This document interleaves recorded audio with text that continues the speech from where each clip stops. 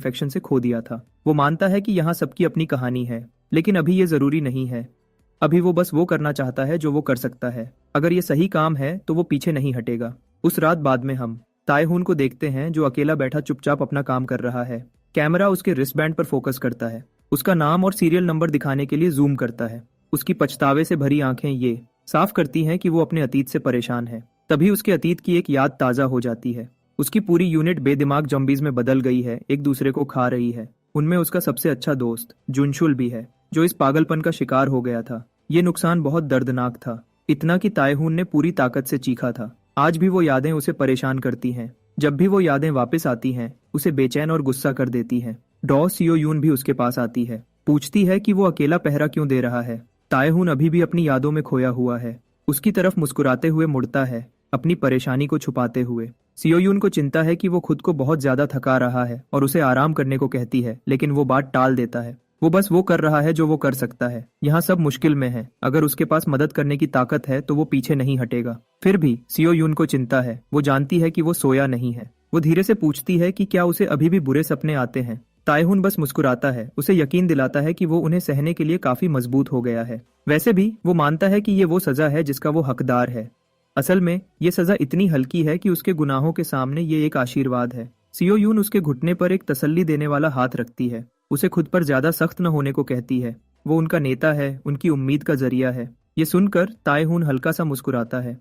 वो उम्मीद करता है कि वो उन लोगों को निराश नहीं करेगा जो उस पर भरोसा करते हैं। जब वो ये पल शेयर करते हैं, हम एक बार फिर म्योंग हो को देखते हैं। हमेशा की तरह वो अंधेरे में छुपा रहता है, कैप्टन को गौर से देखता है। उसकी मौजूदगी पहले की तरह ही बेचैन करने वाली है। अगले दिन बहुत तेज बारिश होती है। बिल्डिंग के अंदर हमारा ट्रियो नाश्ता करता है। गिदू कहता है कि ये बारिश जल्दी रुकने वाली नहीं लगती। उसे सुकून है कि उन्हें शरण मिल गई, क्योंकि इस मौसम में बाहर रहना एक बुरा सपना होता। सूजिन भी सहमत होती है, मानती है कि उसने सोचा नहीं था कि मौसम इतना बदलता रहेगा। लेकिन एक और मसला है। अगर वो एक और रात रुकते हैं तो वो यांगयांग पहुंचने के अपने मिशन में बहुत पीछे रह सकते हैं। तो गिदू युहुआन की तरफ मुड़ता है उसकी राय जानने के लिए। युहुआन इस बीच सोच में डूबा हुआ है। उन मैसेजेस को घूर रहा है जो उसने अपनी बहन को कई दिन पहले भेजे थे और जिनका जवाब नहीं आया था। आखिर में वो बोलता है, बताता है कि वो दोपहर तक निकल जाएंगे। अचानक सियो यून और तायहून डाइनिंग एरिया में उनके साथ आते हैं और तीनों से पूछते हैं कि क्या वो अच्छे से सोए।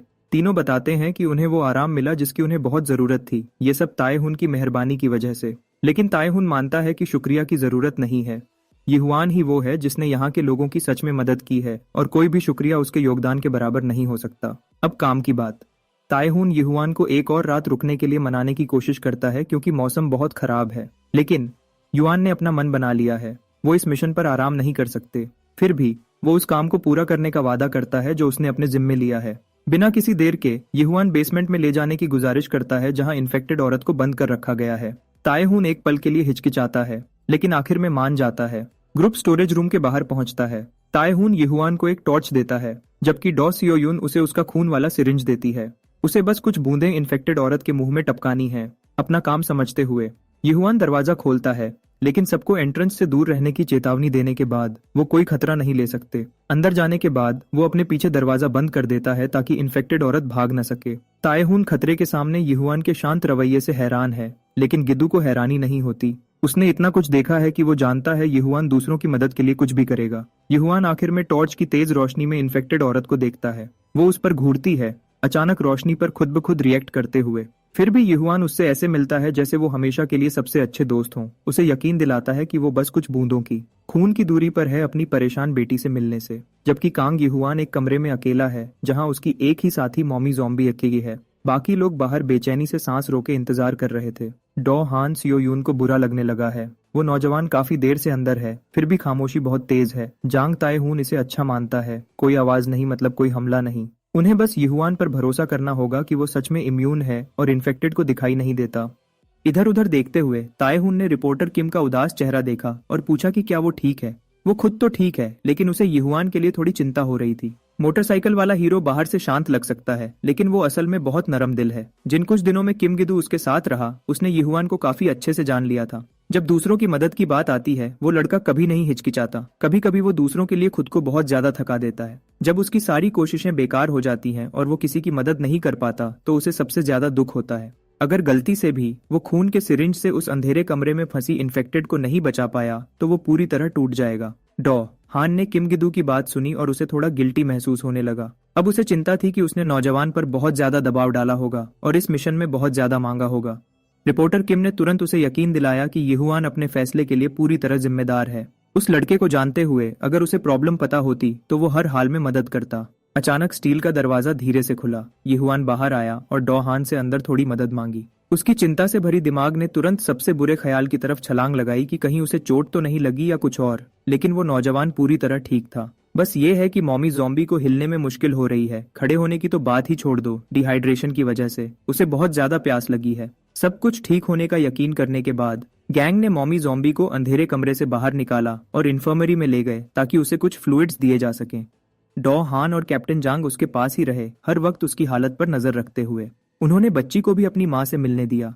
वो पहले वाली जम्बी अभी भी एडजस्ट करने में मुश्किल महसूस कर रही है। उसे बुखार है, लेकिन जम्बी होने से तो ये बेहतर है। अभी उसे बस सबको परेशान करने का बुरा लग रहा है। अपनी आवाज में डर के साथ उसने पूछा कि क्या उसने इन्फेक्टेड होने के दौरान किसी पर हमला किया था। डॉ प्लीज मना मत करना, प्लीज बन जाओ ना मेरे डैडी, प्लीज। बेटा मेरी बात समझो आप। वैसे डॉ हान ने उसे यकीन दिलाया कि तायहून ने सब कुछ अच्छे से संभाला और सबको सुरक्षित रखा। मॉमी ज़ॉम्बी समझ सकती है कि जिन लोगों ने उसे मुश्किल से जाना था उन्हें उसकी बुरी किस्मत की वजह से मुश्किल हुई और उसके लिए उसे सच में अफसोस है। ऐसे अच्छे और नरम शब्द सुनकर डॉक्टर पर उल्टा असर हुआ। कैप्टन ये महसूस कर सकता था। डॉ हान ने कहा कि उसने कुछ भी नहीं किया। वो उनका इलाज नहीं कर पाई जिन्हें इलाज की जरूरत थी, या इन्फेक्शन को रोक नहीं पाई। जब से वो इस मोटेल में छुपकर बैठे हैं उसे लगता है कि उसने कुछ भी नहीं किया। वो आंसू जो उसने दुनिया खराब होने के बाद से रोके हुए थे आखिर में बाहर निकल आए, जैसे उसका जज्बाती बंध टूट गया हो। उसे खुद को बेकार महसूस हुआ, जैसे एक झोंक जो सिर्फ दूसरों पर निर्भर रहकर जी सकती है। मॉमी ज़ॉम्बी अभी अभी एक सड़ते हुए अनडेड होने से जागी थी और अब डॉक्टर सारा ध्यान अपनी तरफ कर रही है। कैप्टन ने डॉ हान के कंधे पर मजबूती से हाथ रखा। वो जानता है कि वो कम्युनिटी के लिए कितनी मेहनत करती है। उसने अपने लोगों को सुरक्षित और स्वस्थ रखने के लिए काफी से ज्यादा किया है। उसके बिना वो अपने सबसे भरोसेमंद सहारे में से एक खो देंगे। डॉक्टर के बिना यहुआन यहाँ ज़ॉम्बी मॉमी को ठीक नहीं कर पाता। डॉक्टर को लग सकता है कि उसमें कमी है, लेकिन वो इस ग्रुप का एक बहुत जरूरी हिस्सा है। कैप्टन के तसल्ली भरे शब्दों ने आखिर में उसे थोड़ा शांत किया। स्पेशलिस्ट सर्जन हान सेओयोन ने अपने आंसू पोंछे और आगे बेहतर करने का इरादा मजबूत किया। ज़ॉम्बी मॉमी ने तायहून से उस आदमी के बारे में पूछा जिसने उसे बचाया था, वो यहुआन लड़का, और कैप्टन ने जवाब दिया कि मिस्टर सेवियर अभी कमरे के बाहर है। उसने कहा कि उसे थोड़ी ताजी हवा चाहिए थी, लेकिन बाहर जितनी तेज बारिश हो रही है उस हिसाब से ये थोड़ा मुश्किल हो सकता है। मोटेल के एक एंट्रेंस के पास बैठा यहुआन उदासी से बारिश को देख रहा था। उसके ख्याल भटक रहे थे। चोई सूजिन उसके पीछे से चुपचाप आई ये पूछने के लिए कि वो बारिश में अकेला क्यों बैठा है। उसने वो कपड़े भी बदल दिए थे जो वो आउटब्रेक शुरू होने के बाद से पहन रही थी। खुशकिस्मती से मोटेल वालों के पास बहुत सारे कपड़े थे, तो उसने अपने साइज के कुछ कपड़े ढूंढ लिए। युआन ने बताया कि उसे इतना ज्यादा घबराहट महसूस होने की उम्मीद नहीं थी। अब जब सब कुछ ठीक हो गया है और इन्फेक्टेड बच गए हैं, उसे अचानक कई दिनों की थकान अपने शरीर में महसूस होने लगी है। उस अंधेरे कमरे के अंदर पूरे प्रोसेस के दौरान वो सोचता रहा कि वो क्या करेगा और क्या होगा अगर उसका खून इस बार काम नहीं किया। सूजिन ने उसे यकीन दिलाया कि ऐसे ख्याल बेकार हैं। उस खून से खुद बची होने के नाते वो जानती थी, पहली बार तो एक इत्तेफाक था, दूसरी बार सबूत है। वो सच में इस दुनिया की आखिरी उम्मीद हो सकता है, लेकिन वो खुद को ऐसे घोषित करने वाला इंसान नहीं है। थोड़ी देर सोचने के बाद सूजिन ने आखिर में वो वजह बताई जिसकी वजह से वो यहुआन को ढूंढने यहाँ आई थी।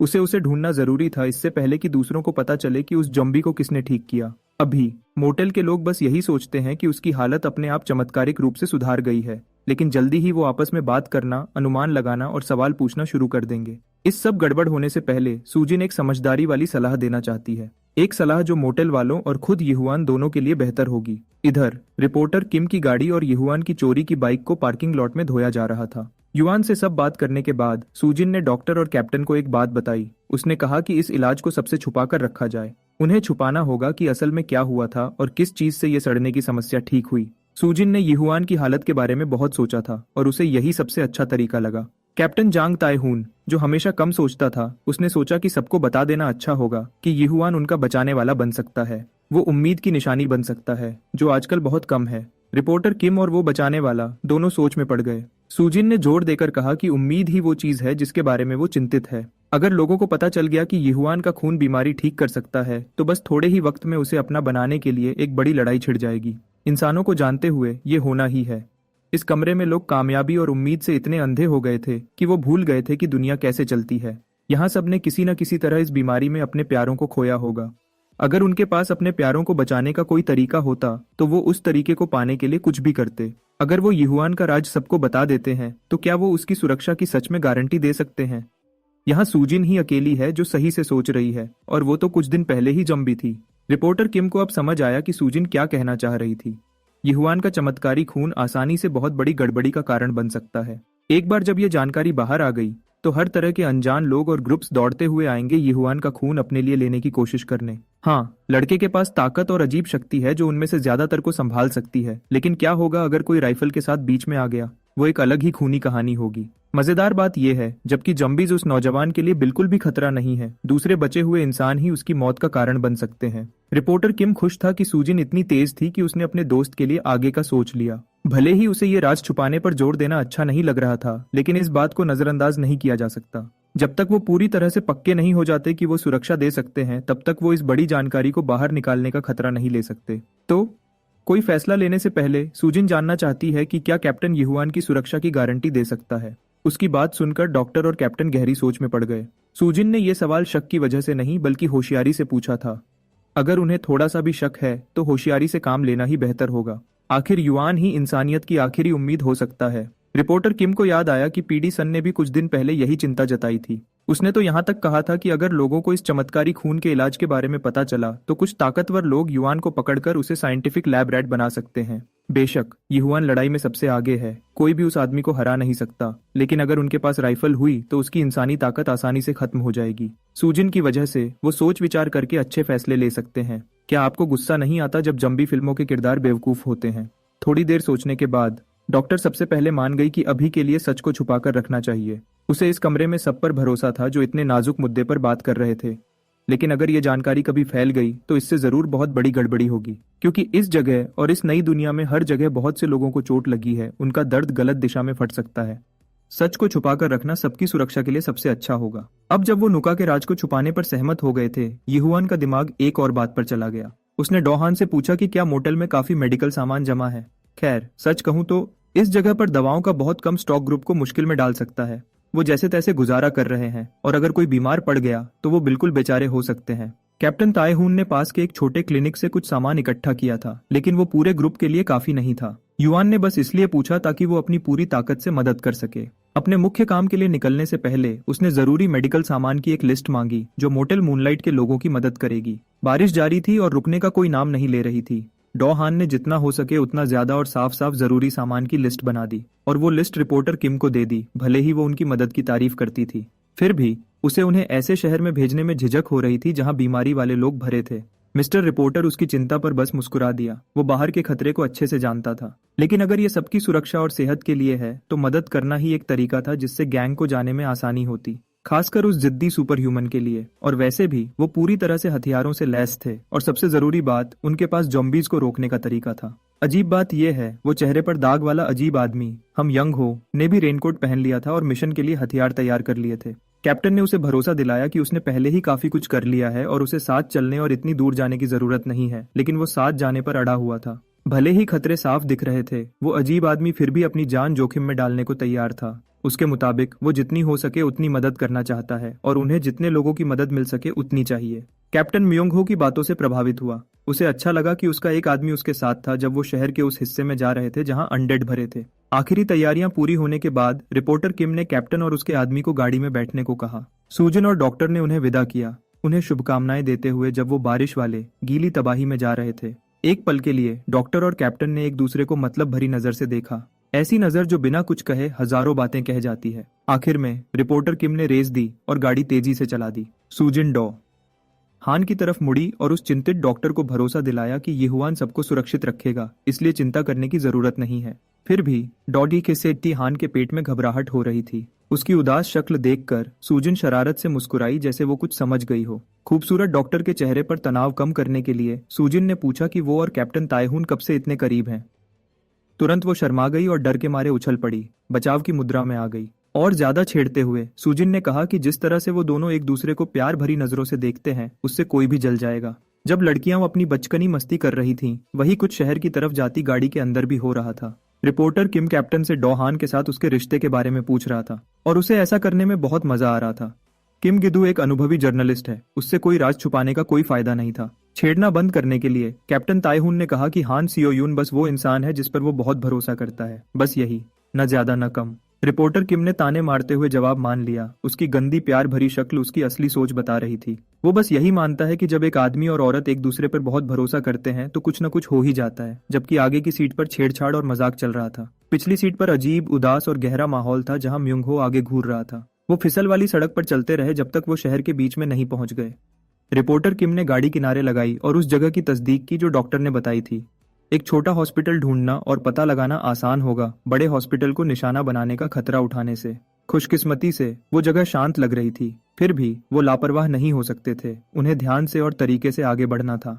कुछ मिनट बाद यहुआन ने फार्मेसी के दरवाजे से झांका, ये पक्का करने के बाद कि अंदर जॉम्बीज नहीं थे। हैरानी की बात यह है, ये मिशन उम्मीद से ज्यादा आसानी से चल रहा था। उन्हें रास्ते में कोई दिक्कत नहीं हुई और खुद बिल्डिंग में कोई अनडेड नहीं था। अंदर लड़ाई और गड़बड़ी के निशान हर जगह बिखरे हुए थे। कुछ लोग शायद इसी जगह पर शिकार हो गए होंगे। इसी दौरान टीम हॉस्पिटल के हर कोने को ध्यान से ढूंढ रही थी, किसी भी काम की चीज के लिए। लिस्ट के अलावा वो जो कुछ भी फायदेमंद लगे उसे ले सकते थे और डॉक्टर उसे बाद में देखेगी। हाँ, म्योंग हो ने चुपचाप आसपास की कई डेस्क की दराजों में से एक खोली और उसने कुछ ऐसा देखा जिससे वो रुक गया। अंदर एक मजबूत ताला था जिसमें चाबी लगी हुई थी। अगर आप पूछ रहे हैं कि उसकी आंखें ये देखकर क्यों बड़ी हो गईं, तो मुझे नहीं पता, देखते रहिए। जब उसने कैप्टन की आवाज सुनी जो उससे पूछ रहा था कि क्या उसे कोई काम की चीज मिली है, तो वो अजीब आदमी ऐसा लगा जैसे उसे बिजली का झटका लगा हो। म्योंग हो ने दराज को जोर से बंद कर दिया। उसने ऐसा ताला पकड़ने के बाद किया और उस चीज को कैप्टन की नजर से छुपा दिया। इस छोटे से औजार से ये गंदा बदमाश आखिरकार वो कर सकता है जो वो सच में यहाँ करने आया था। बाहर अभी भी बारिश हो रही थी और टीम शहर के अंदर के हॉस्पिटल को लूटने में लगी हुई थी। वो चारों 8वें फ्लोर पर पहुंचे और आसपास की जगह को ध्यान से देखा। कैप्टन ने बड़े माहिर तरीके से कोने चेक किए, जैसे कोई पसीने से भरा काउंटर स्ट्राइक प्लेयर करता है। रिपोर्टर किम पहले ही इस मेहनत से थक चुका था, लेकिन कम से कम उन्हें अब सिर्फ एक और फ्लोर लूटना था। इसके अलावा उन्हें उम्मीद से ज्यादा सामान मिल गया था। ये एक अच्छा सौदा था। 8वां फ्लोर 2 हिस्सों में बांटा हुआ था। उन्होंने सोचा कि अलग अलग होकर हिस्सों को ढूंढना ज्यादा बेहतर होगा। रिपोर्टर किम कैप्टन के साथ जाएगा और यहुआन उस अजीब आदमी मी यंग हो के साथ रहेगा। बिना किसी चलने वाली रोशनी के ऊपर वाले फ्लोर पर और ज्यादा अंधेरा हो गया था। कुछ भी अंधेरे से बाहर निकल सकता था। आखिर में अलग होने से पहले उन सब ने एक दूसरे की तरफ दौड़ने का फैसला किया जैसे ही उन्हें कोई अजीब आवाज सुनाई दे। आखिर में 4 लोगों का ग्रुप 2 हिस्सों में बट गया था। म्योंग हो चुपचाप पीछे चल रहा था जबकि वो कोई शैतानी प्लान बना रहा था। रिपोर्टर और कैप्टन की तरफ वो आखिरी फ्लोर पर काम की चीजों की कमी से निराश थे। तायहून को जो एक ही चीज मिली वो ब्रेक रूम में बचा हुआ पुराना सामान था। वो जो कुछ भी मिल सके ले सकते थे। कल तक मोटेल में इतने कम खाने का सामान था कि वो बच्चों के लिए स्नैक्स भी पैक नहीं कर सकते थे। ये चीजें बच्चों को खुश कर देंगी। अब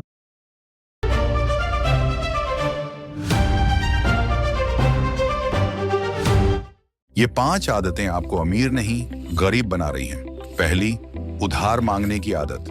दूसरी, EMI पे फोन लेना पर इन्वेस्टमेंट में 0 पैसा लगाना। तीसरी, दिखावे के लिए खर्चे करना पर ग्रोथ